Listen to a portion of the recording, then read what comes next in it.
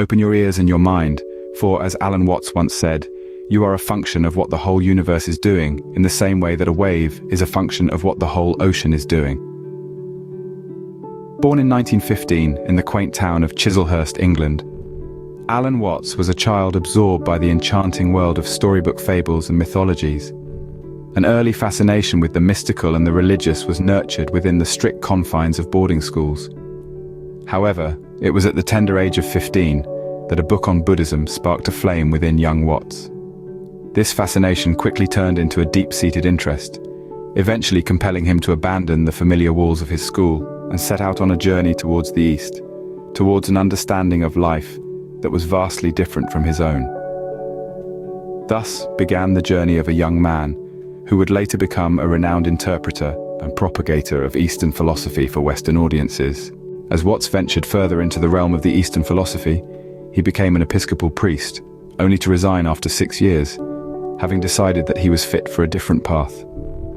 This path led him to San Francisco in 1951. Here, Watts immersed himself in what would become a profound influence on his life and work, the American Academy of Asian Studies. This institution was a beacon for those seeking to understand the philosophies and cultures of the East, and Watts was no exception. He absorbed the teachings and began to weave them into his own unique tapestry of understanding. As his knowledge and understanding of Eastern philosophy deepened, Watts began to share it with others. He did this through his popular radio show, Way Beyond the West, where he explored the mysteries and wisdom of the East, bringing them to a Western audience hungry for new perspectives. Through the airwaves, Watts was able to reach countless individuals, offering them a new lens through which to view their lives and the world around them.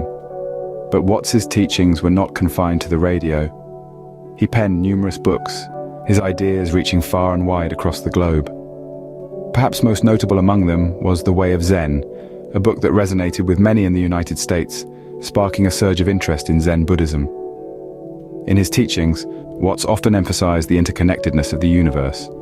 He proposed that we are not isolated beings, but rather integral parts of a cosmic entity, each of us a thread in the vast tapestry of existence. He urged us to see beyond our individual selves, to recognize and embrace our place within the cosmic whole. Watts, the spiritual entertainer as he liked to call himself, had a unique way of making complex Eastern philosophies relatable to the Western mind, bridging the gap between seemingly disparate cultures.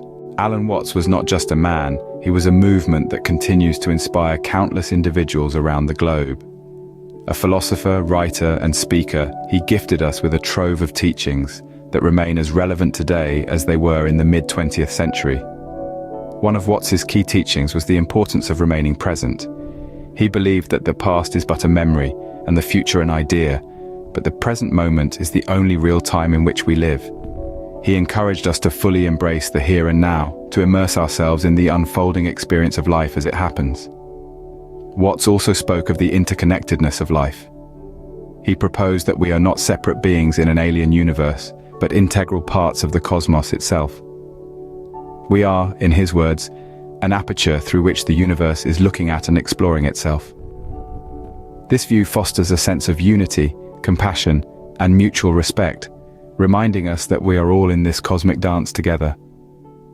Acceptance of change was another cornerstone of Watts's philosophy. He likened life to a flowing river, constantly changing, never staying the same. He urged us not to resist this change, but to flow with it, to accept it as an inherent part of the human experience. Perhaps one of the most poetic of Watts's teachings is the idea of life as a musical phenomenon. He suggested that life is not about reaching a certain destination, but about dancing and singing while the music plays. It's about enjoying the journey, the process, the play of life itself. In the words of Alan Watts, the meaning of life is just to be alive. It is so plain and so obvious and so simple, and yet everybody rushes around in a great panic as if it were necessary to achieve something beyond themselves. So, may we all take a moment to breathe, to be present, and to simply be. We hope you've enjoyed this cosmic journey through the life and teachings of Alan Watts. If you found this video enlightening, don't forget to like, share, and subscribe for more content like this. Remember, the present moment is all we have. Embrace it. Thank you for being part of our journey as we continue to awaken together.